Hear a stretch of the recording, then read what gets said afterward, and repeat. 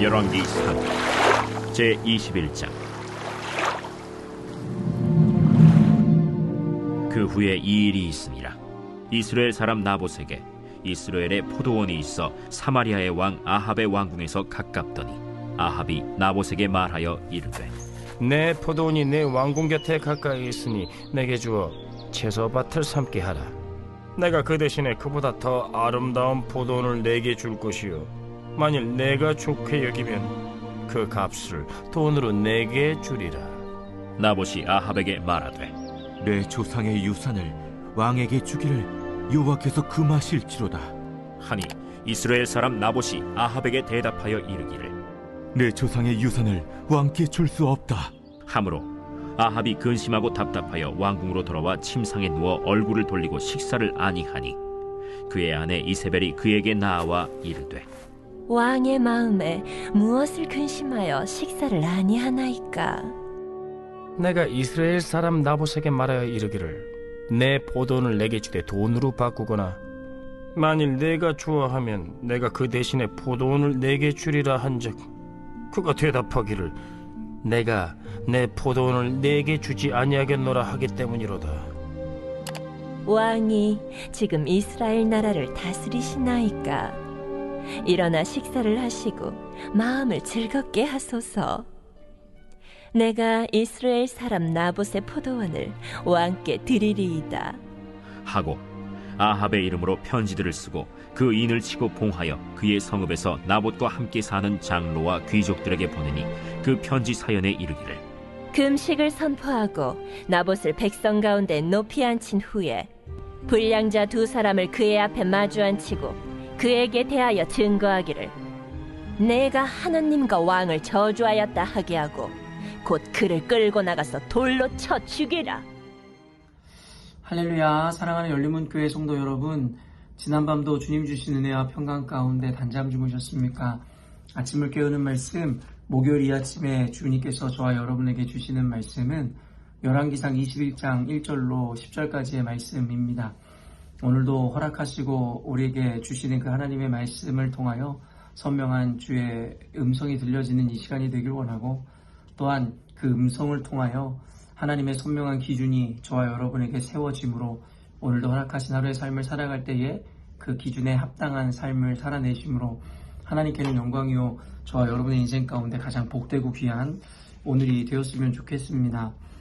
요 근래 말씀을 통해서 우리는 아합 왕에 대한 이야기를 계속 살펴보고 있는데요.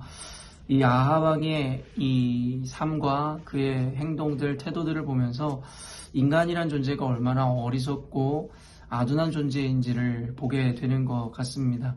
또한 인간이라는 존재의 실존뿐만 아니라 하나님을 안다라고 여기고 또 하나님의 기적을 경험하였노라, 체험하였노라 이야기하는 오늘날의 교회도 어쩌면 이와 같이 아합 왕과 같은 어리석음에 빠져 하나님을 알아보지 못한 채 스스로의 욕망에 사로잡혀 살아가는 존재일 수 있겠다라는 경각심을 한 번 더 깨우치게 되는 것 같습니다. 그렇게 말씀에서도 보았듯이 결국에는 베나닷 왕을 필두로 한 아람 군대가 이스라엘을 공격하였고, 그 전쟁으로 인하여 이스라엘은 어쩌면 큰 위기 가운데 있었음을 우리들에게 보여주었습니다. 그러나 전쟁의 주권자 되시고 주인 되시는 하나님께서는 결국에는 이스라엘로 하여금 승리케 하여 주셨고, 결국에는 아람과 그리고 베나닷 왕을 궁지에 몰아 넣으셨죠.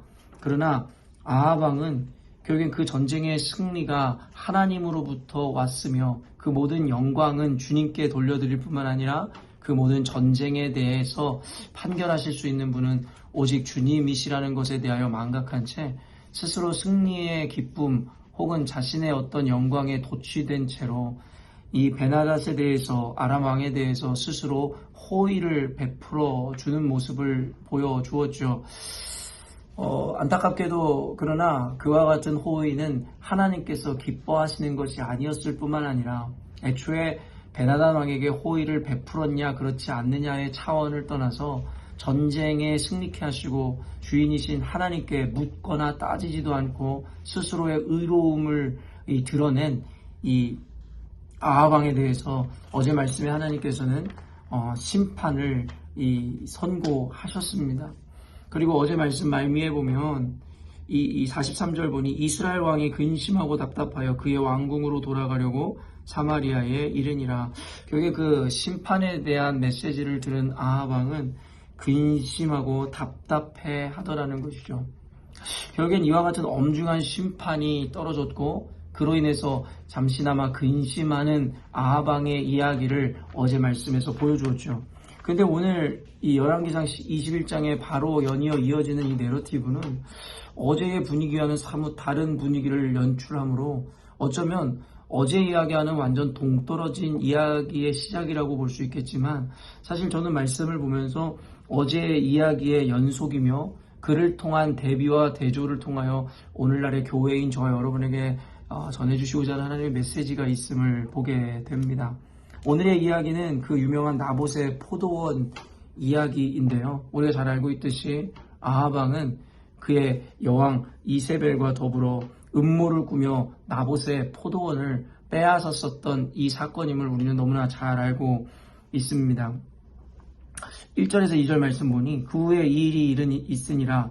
이스라엘 사람 나봇에게 이스라엘의 포도원이 있어 사마리아의 왕 아합의 왕궁에서 가깝더니 아합이 나봇에게 말하여 이르되 내 포도원이 내 왕궁 곁에 가까이 있으니 내게 주어 채소밭을 삼게 하라. 내가 그 대신에 그보다 더 아름다운 포도원을 내게 줄 것이요 만일 내가 좋게 여기면 그 값을 돈으로 내게 주리라.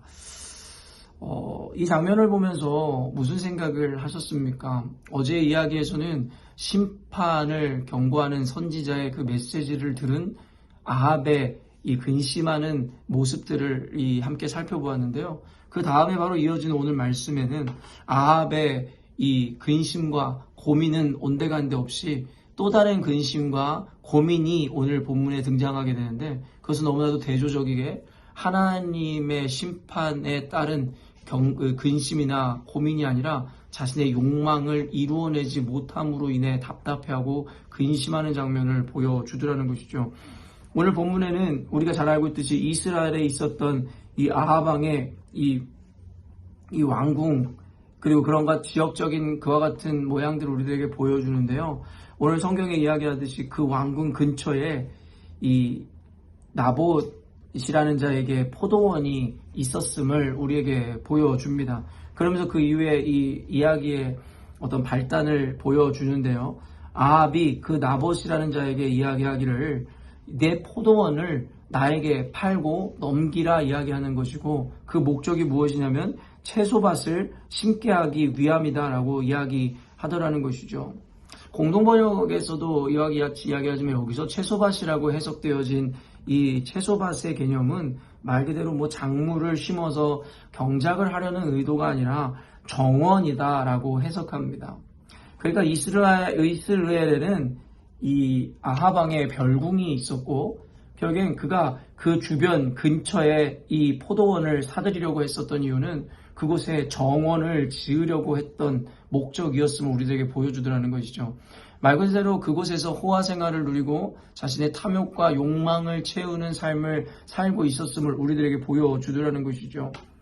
결국에는 자신의 어떤 지역적인 특징이나 이 왕궁과 가까운 어떤 그곳을 자신의 기쁨과 만족을 채우는 정원으로 삼고자 어떤 이의 포도원 그 소유를 빼앗고 자신이 가지려고 하더라는 것이죠.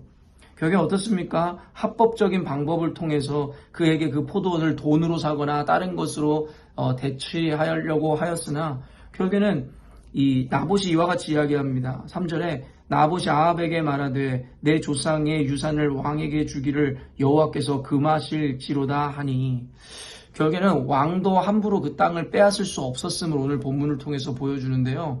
그것의 그 청에 대해서 거절하는 나봇의 이야기가 이렇습니다. 여호와께서 금하실 것이다라는 것이죠. 그때 당시 이 땅이라는 개념은 하나님께서 각 지파와 각 족속에게 여러분 그들에게 땅을 유업으로 나누어 준 개념이기 때문에 그것은 하나님께서 그들에게 나누어 주신 유산이며 그들의 기업을 삼으라고 주셨던 하나님의 어떠한 명령이었습니다. 그렇기 때문에 함부로 자신의 땅을 팔거나 조상의 땅을 남에게 넘겨주는 일은 이 금하여졌었던 것으로 우리가 볼 수 있었다라는 것입니다. 결국엔 그 자신의 욕망을 채우려고 했었던 아합 왕의 청을 거절하는 나봇의 그 이유와 근거는 결국엔 하나님의 법도를 어길 수 없음이다라는 것이죠. 그리고 여러분, 포도원이라고 이야기했습니다. 포도원은 여러분도 아시다시피 성경에서 자주 나오는 비유의 한 가지인데요. 하나님의 백성 혹은 하나님의 나라를 비유하는 것이기도 하고, 전체적인 맥락에서 포도원은 하나님의 보호하심과 하나님의 인도하심을 상징하는 이 비유인 것입니다.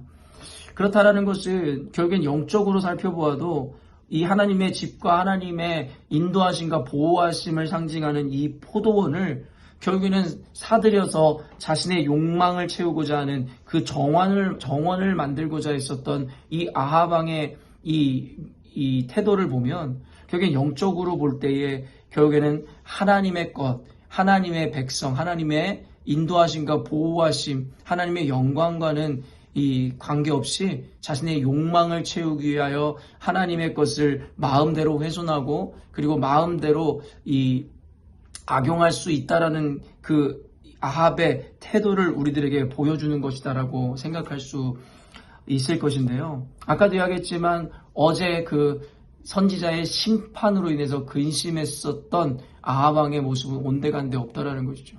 사실 정상적이고 상식적이라면 오늘 본문 어제 본문 이후에 이어지는 내용에는 아합 왕이 계속해서 근심하고 고민하고 그로 말미암아 하나님 앞에 회개의 자리로 나아가고 하나님의 용서와 긍휼을 구하는 장면으로 이어져야 될 것 같은데, 전혀 다른 자신의 욕망을 채우기에 급급하여 하나님께서 말씀하셨던 그 심판에 대해서는 잊은 지 오래요. 또한 더 나아가 하나님의 보호하심을, 하나님의 백성과 나라를 상징하는 포도원을 빼앗아 결국에는 자신의 욕망을 채우려고 하는 이 장면이 오늘 살아가고 있는 특별히 교회인 저와 여러분들에게 주는 영적인 메시지가 분명히 있을 거라는 것입니다. 결국엔 하나님의 법도를 지키기 위해 썼던 이 나봇은 자신의 유익이나 그것에 대한 값을 받기를 거절하고 결국에 하나님의 법도를 지키려고 하더라는 거예요. 근데 참 눈길이 가는 것이 4절입니다. 이스라엘 사람 나봇이 아합에게 대답하여 이르기를 내 조상의 유산을 왕께 줄 수 없다 하므로 아합이 근심하고 답답하여 왕궁으로 돌아와 침상에 누워 얼굴을 돌리고 식사를 아니하니. 여러분, 오늘도 어제 본문에 이어서 아합 왕이 근심하는 장면을 보여주게 되더라는 거예요. 근데 어제의 근심과 오늘의 근심이 좀 차이가 있는 것 같고 그 무게가 다르다는 생각을 합니다. 여러분, 선지자를 통하여 하나님의 심판을 경고받았습니다. 그리고 선언받았습니다. 그렇다면 여러분 어때요? 그가 가져야 되는 그 근심의 크기라든가 깊이는 그 어떤 것과도 비교할 수 없을 정도의 이 고통이고 그리고 염려이고 그리고 그 깊이여야 할 것입니다. 그러나 오늘 지금 아합 왕이 내보이고 있는 이 근심은 무엇입니까? 단순히 자신이 갖고자 하는 것, 욕망했던 것을 취하지 못하고 갖지 못함으로 갖게 되어지는 근심이라는 거예요. 그런데 근심이 어제 근심이나 오늘이나 똑같은 근심이라고 표현하고 있는데 오늘은 더 나아가 뭐라고 하냐면 왕궁으로 돌아와 침상에 누워 얼굴을 돌리고 식사를 하지 아니하더라는 거예요. 식사조차 하지 않더라는 것이죠. 여러분, 우리는 다윗 왕의 이야기를 알고 있어요. 그의 죄악으로 말미암아 나단 선지자가 그에게 와서 심판을 선언했을 때 다윗은 여러분 어떻게 합니까? 금식하고 식음을 전폐함으로 말미암아 하나님 앞에 나아가는 장면들을 우리들에게 보여주었죠. 그러나 어제 아합 왕에게 그와 같은 심판이 선고되었을 때에 아합 왕은 근심은 하였으나 그것이 그렇게 시리어스하지 않았다는 것을 보여주는 것이, 그로 인하여 전통적으로 유대인들이 해왔었던 그 금식하고 탄식하는 장면들을 전혀 보여주지 않더라는 거예요. 그런데 오늘 어떻습니까? 자신이 갖고자 하는 것을 얻지 못했다라는 이유 하나 때문에 여러분 식사조차 하지 않더라는 것이죠. 그러니까 결국엔 아합 왕이라는 자의 이 태도를 우리들이 볼 수 있는 것은 그에게는 하나님의 경고, 심판, 그리고 하나님의 영광 따위는 그렇게 큰 고민거리가 아니더라는 것이죠. 그의 인생에는 그것이 그렇게 큰 영향을 주지 않는다라는 거예요.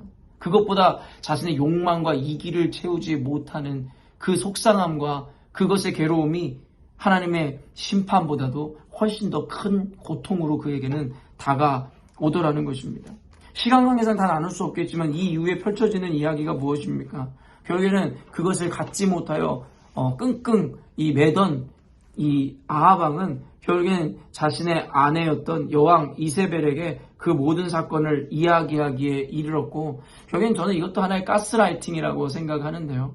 결국에는 자신은 하나님의 영광이라든가 그 기적을 어쨌든 보았던 자로서 함부로 하나님의 법도를 어겨 그것을 빼앗을 수는 없었기에 결국엔 스스로는 아무것도 할 수 없었던 상태. 그러나 평소에 이세벨이라는 이 여자의 성품과 그리고 그 여자의 집요함 내지는 이 악독함을 알았기에 저게 아합 왕은 이세벨을 이용하기로 결정하고 그녀를 가스라이팅하는 것은 아닌가라는 생각을 해보게 됩니다. 결국에는 그의 전략이었는지 뭔지 모르겠지만 그 아내 이세벨에게 이야기할 때 이세벨은 왕에게 근심하거나 걱정하지 말라고 이야기하면서 그 포도원을 빼앗아 왕에게 드리겠노라고 약속하더라는 것이죠. 그러면서 그녀가 내세운 음모가 무엇입니까? 8절부터 읽어드리면 아합의 이름으로 편지들을 쓰고 그 인을 치고 봉하여 그의 성읍에서 나봇과 함께 사는 장로와 귀족들에게 보내니 그 편지 사연에 이르기를 금식을 선포하고 나봇을 백성 가운데에 높이 앉힌 후에 불량자 두 사람을 그의 앞에 마주 앉히고 그에게 대하여 증거하기를 내가 하나님과 왕을 저주하였다 하게 하고 곧 그를 끌고 나가서 돌로 쳐 죽이라 하였더라. 여러분, 너무나도 끔찍한 계략으로 그를 죽이고 그의 포도원을 빼앗으려는 계략과 음모를 내비치기에 이르더라는 것이죠. 내일 말씀으로 계속 이 본문이 이어지겠지만 여러분, 결국에는 오늘의 이 갑작스럽게 등장하는 어쩌면 전체적인 문맥에서 조금 생뚱맞아 보일 수 있는 이 내러티브가 이 가운데 끼어들게 되는 이유가 무엇일까요? 결국에는 어제의 그 사건과 더불어서 오늘 살아가고 있는 교회라 일컬음을 받는 하나님을 안다라고 이야기하는 저와 여러분들에게 하시는 그 메시지를 들려주시고자 이 극명한 대조를 우리들에게 보여주셨다라고 저는 믿습니다. 결국엔 우리는 아합 왕과 같이 하나님의 기적과 은혜를 경험하고 체험하고서도 눈이 멀어 하나님의 영광이나 하나님의 나라에 대한 관심보다는 자신의 욕망을 채우고 이기를 채우는 것에 급급한 나머지 하나님께서 이 시대를 보며 탄식하고 안타까워하는 마음으로 하여 같이 금식하고 고통을 느끼기보다는 이제는 그와 같은 사명이라든가 하나님의 마음 따위는 우리의 안중에도 없고 결국엔 이루어지거나 결국엔 성취되지 않는 내 소망과 내 욕망, 내 이기에만 초점을 맞춰서 나름의 신앙이라 그리고 교회라 이야기하며 당당하게 살아가고 있는 우리들은 아닌지에 대하여 오늘 본문을 통해서 우리들에게 어떤 메시지를 전달하고 있다라는 생각을 하게 됩니다. 진짜 걱정하고 근심하고 금식해야 하는 이유를 찾지 못한 채로 결국에는 자신의 욕망과 이기로 인하여 염려하고 근심하고 식음을 전폐하는 이 아합 왕의 모습을 통하여 과연 우리는 온전한 것을 보고 있는지에 대하여 우리들에게 하나님께서 말씀하심이라 라는 생각이 들었습니다. 또 다른 교회론의 입장에서 보면 교회를 허물고 포도원을 허물었던 이 아합 왕의 모습을 통하여 오늘날의 교회를 허물려고 하는 이 많은 어떠한 집단들이라든가 어떠한 존재들에 대해서도 우리는 생각해 보게 됩니다. 결국에는 그 포도원을 빼앗기 위하여 온갖 계략과 책략을 사용하여 자신의 목표를 달성하듯이 결국 오늘날의 교회는 이와 같은 세상과 더불어서 교회를 무너뜨리려고 하는 자들의 여러분 그와 같은 위협 가운데 놓였다라는 것을 우리들에게 보여주는 말씀은 아닌가라는 생각을 해보게 됩니다. 또한 교회를 무너뜨리기 위하여 하나님의 나라를 서지 못하게 하기 위하여 이세벨과 같이 온갖 계략과 음모를 꾸미고 심지어는 이 죽이는 것까지 그와 같은 악행까지도 금하지 않고 서슴치 않고 행하는 이들의 모습을 통하여 오늘날의 교회를 대적하는 자들과 무리들이 얼마나 이 가진 노력과 계략과 음모를 통하여 교회를 무너뜨리려고 할지에 대하여 우리들로 하여금 경계하고 스스로 깨어있음을 요구하는 것은 아닌가 싶습니다. 요즘에 이 유튜브를 통해서 이 성도들이라든가 많은 이들과 대화를 하다 보면 얼마나 위험하고 사실은 도무지 이 분별해내기 어려운 이 많은 컨텐츠들과 내용들이 떠돌고 다님을 보게 됩니다. 각자 목사라 이야기하고 각자 선지자라 이야기하고 각자 신앙인이라 이야기하면서 그들이 무분별하게 내뱉는 어떠한 이야기들과 설교들, 가르침들을 보면서 오늘날의 교회는 실로 이와 같은 위기 가운데 있다는 것이 참으로 이 마음에 와닿는 요즘인 것 같습니다. 사랑하는 열린문교회 성도 여러분, 어쩌면 우리는 나봇과 같이 그 하나님이 주신 사명 혹은 하나님의 법도를 지키기 위한 온전하고 순전한 교회가 되어야 할 것입니다. 그러나 그 포도원을 빼앗고 포도원을 헐려고 하는 수많은 아합과 이세벨과 같은 자들이 자신의 욕망과 이기를 채우기 위해서 교회를 무너뜨리고 교회를 이용하려 하겠으나 이와 같은 말씀을 통해서 우리는 아합과 이세벨과 같은 어리석음과 악함에 빠지지 않고 그와 같은 자들을 경계하여 끝까지 교회를 하나님의 포도원을 지켜내려는 믿음으로까지 이 결단하며 나아가야 된다라는 생각을 해보게 됩니다. 사랑하는 열린문교회 성도 여러분, 시간 관계상 이 말씀을 모두 자세히 풀어볼 수는 없었지만 오늘 이 가운데 있는 영적인 메시지들을 통해서 교회인 저와 여러분들에게 오늘 하나님께서 분명히 스스로 깨닫고 또 어떤 이들은 회개하고 또 어떤 이들은 결단하고 스스로가 마음 가운데 새겨야 하는 그 메시지들을 주님께서 허락하셨음이라 믿습니다. 오늘 이 말씀을 기억하며 오늘 하루를 살아갈 때에 더 심화하고 더 깊이 적용하여 여러분 스스로가 옳은 것을 선택하여 주님의 기쁨이 되는 삶을 사셨으면 좋겠습니다. 함께 기도하겠습니다. 사랑하는 주님, 이 아하방에 대한 이야기가 연속적으로 이어지며 어쩌면 요즘에 이어지던 내용과는 전혀 문맥적으로 맞지 않아 보이는 이 이야기를 꺼내 우리들에게 보여주심은 어떤 의미와 이유에서입니까? 하나님 선지자를 통한 심판에 대한 경고를 들었을 때에도 그는 아하방은 근심하였고 오늘 자신의 욕망과 이기를 채우지 못하고 목표를 달성하지 못하면서도 근심하는 장면들을 보여주는데 그 두 근심의 이 이유가 달랐고 그리고 그 깊이와 크기가 달랐음을 보여줍니다. 하나님의 심판은 경히 여기고 결국에는 자신의 욕망을 채우지 못하는 염려와 근심은 식음을 전폐하리만큼 결국에는 이 무겁게 여기고 하나님 그렇게 받아내는 이 아하방을 보면서 우리들의 모습도 이와 같지는 않은가를 생각해 보게 됩니다. 끊임없이 성경은 이제 말세라 이야기하며 깨어 근신하라 가르치지만 어쩌면 그와 같은 메시지에는 관심을 기울이지 못하고 스스로의 욕망과 이기를 채우기에 급급해버린 우리들의 모습을 보여주는 것은 아닌가를 생각해 보게 됩니다. 또한 더불어 포도원을 허물고 포도원을 빼앗으려고 하는 이들의 모습을 보며 오늘날의 교회를 무너뜨리고 끊임없이 그 진리의 기준을 무너뜨리려고 하는 수많은 악인들과 세상의 여러 가지 모양과 형태들이 오늘날의 교회를 위협 가운데로 이끌어가고 있음을 보는데 하나님, 우리 사랑하는 열린문교회 성도들로 하여금 지혜롭게 하심으로 말미암아 그와 같은 악인들의 음모와 계략을 능히 파헤쳐 하나님 지혜롭게 대응해 나갈 수 있도록 주님 인도하여 주옵소서.